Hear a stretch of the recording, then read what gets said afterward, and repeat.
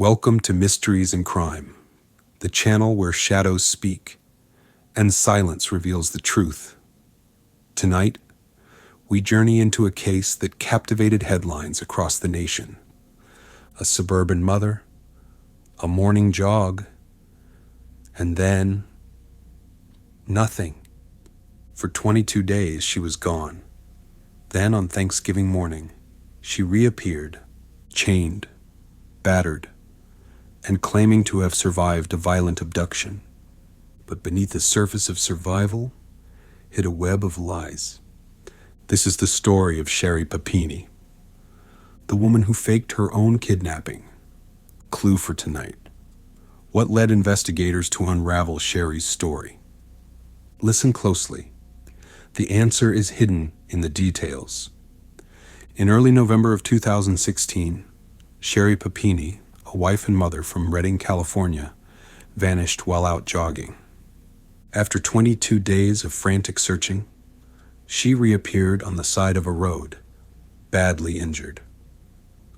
Her story of abduction and torture by two masked women sparked nationwide panic. It was the morning of Thanksgiving, November 24th, 2016. A passing motorist spotted a disoriented woman limping along a rural stretch of County Road 17 in Yolo County, about 150 miles from where she was last seen. Her hair had been chopped short. Her wrists were bound with restraints. Bruises and burns marked her body. And a chain dangled from her waist. She identified herself as Sherri Papini and told officers she had been held against her will by two Hispanic women. They allegedly branded her, beat her, and warned her not to scream. News of her miraculous escape spread like wildfire. Her husband, Keith, emotional and visibly shaken, shared with reporters that his wife was now safe but deeply traumatized.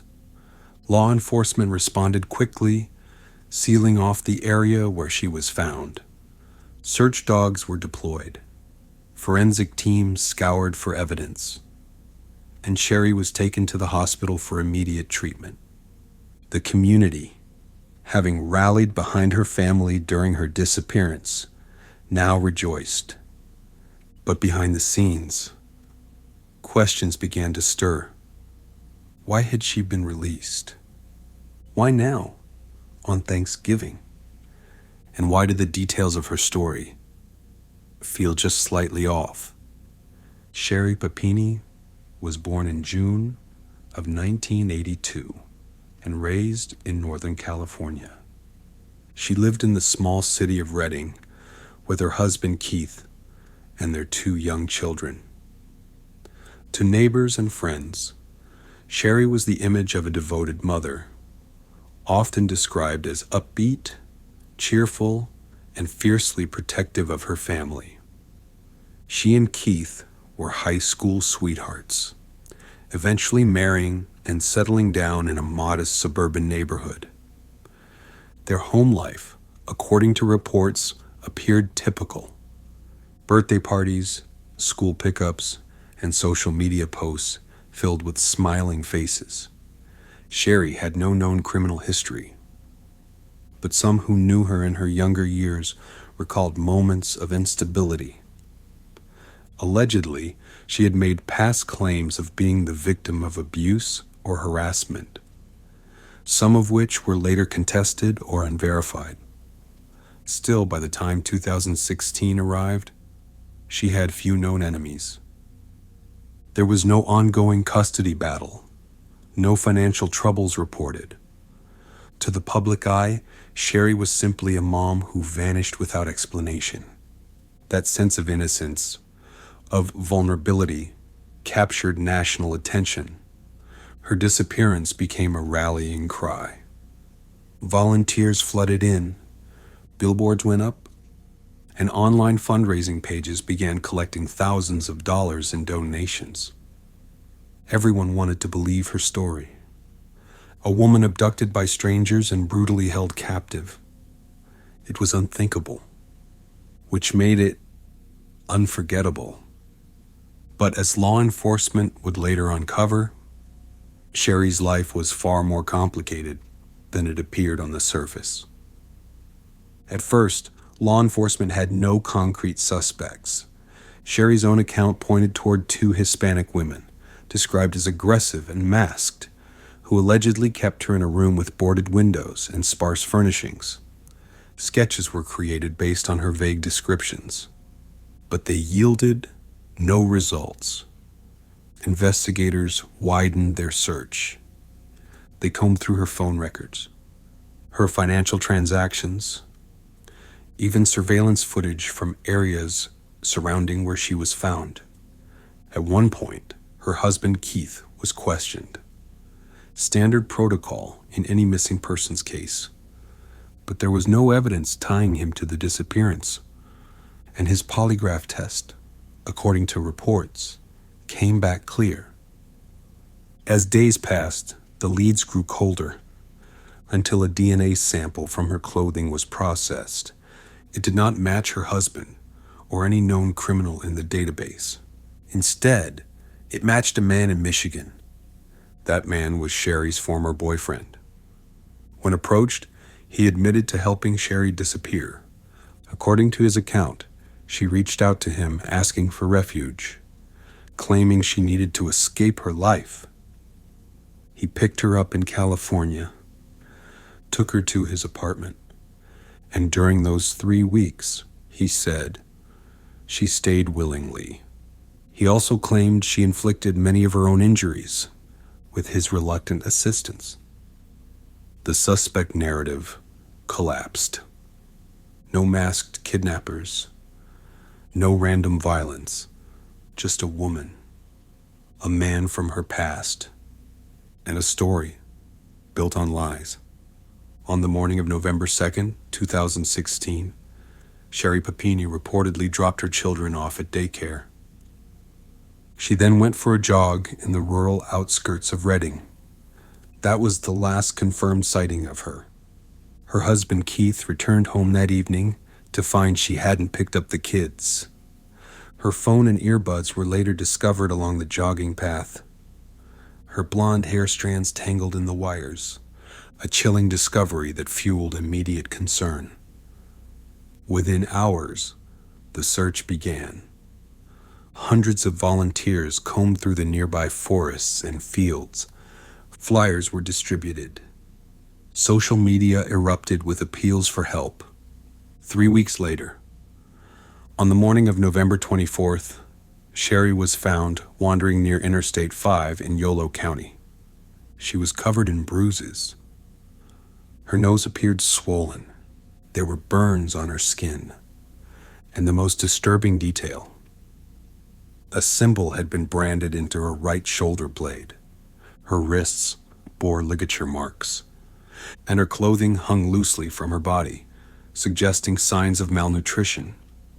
She claimed she had been kept in a closet, tied up, fed sparingly, and beaten repeatedly. She said her captors spoke in Spanish, argued often, and threatened her with a firearm when she tried to escape. But even as detectives logged each statement, something felt off. Her wounds were inconsistent. The brand was suspiciously precise. Her body, while bruised, showed patterns that didn't match random violence. And then came the DNA hit, a male profile, found on the clothing she had worn during her supposed captivity. That evidence changed everything. The man identified was her ex-boyfriend, who lived in Costa Mesa, hundreds of miles away. When questioned, he reportedly admitted to helping Sherri vanish. He claimed she had reached out to him months earlier, saying she was being abused and needed to escape. He told investigators she stayed at his apartment, rarely left the bedroom, and spent her time watching news coverage about her own disappearance. According to his statement, she asked him to brand her with a heated tool. to make the story look real. After weeks in hiding, Sherri allegedly said she missed her children. She wanted to go home, so in the early hours of Thanksgiving Day, he drove her north, released her near a rural road, and drove away without being seen. For law enforcement, it was no longer a question of who had taken Sherri, but why she had orchestrated it. Her story, once a symbol of survival, had unraveled into a calculated fabrication, fueled by motives no one yet understood. From the moment Sherri Papini was reported missing, law enforcement launched a full-scale operation. Multiple agencies joined forces, including the Shasta County Sheriff's Office, the FBI, and the California Department of Justice. They set up tip lines, issued alerts across state lines, and conducted interviews with friends, family, and potential witnesses. Surveillance footage was reviewed from highways, gas stations, and intersections along Sherri's possible jogging route. But no sightings emerged.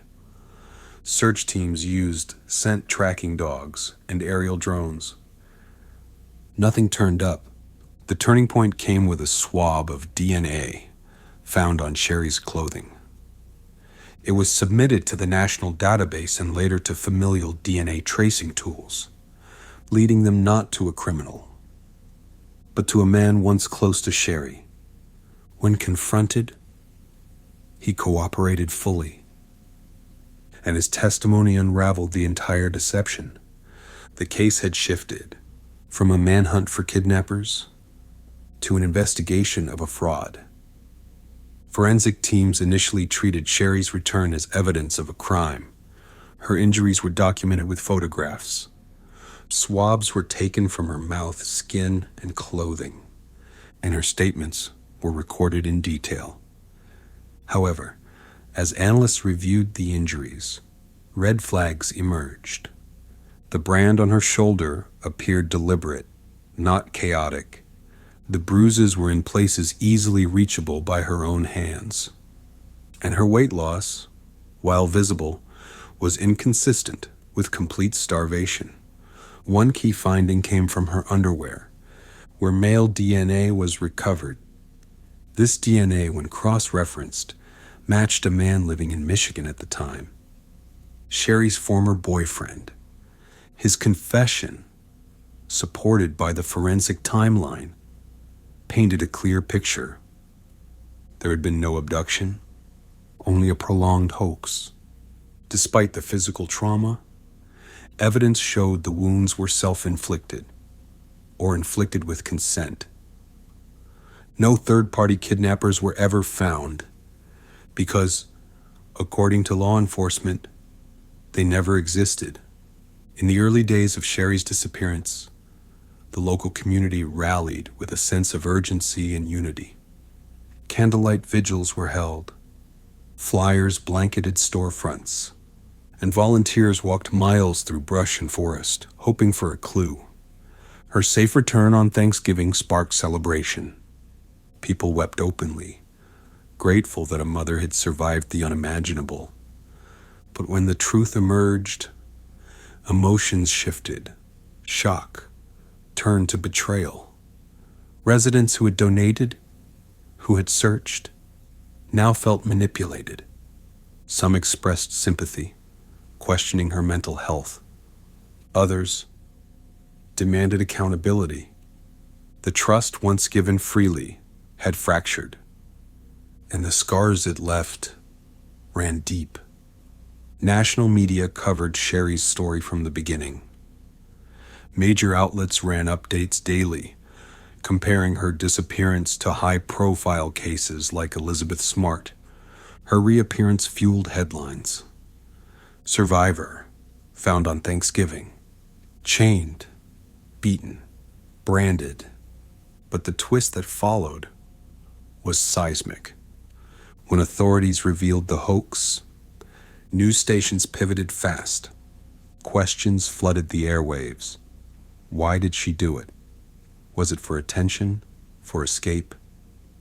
Commentators debated mental health, family dynamics, and criminal liability. The Papini case became a national conversation piece, a stark reminder that not every headline is what it seems. Before the hoax was exposed, multiple theories circulated. Some believed Sherri had been targeted by human traffickers. Others thought it was a case of mistaken identity or a domestic violence situation gone too far. Law enforcement examined possible motives. Was it revenge, a cry for help, or something deeper, more calculated? Sherri's claims of masked Spanish-speaking captors led to fear within the Hispanic community. Critics accused her of fueling racial profiling, though police cautioned the public not to jump to conclusions. Even after her ex-boyfriend's confession, some questioned whether she had acted alone. Was anyone else involved? Did others know the truth?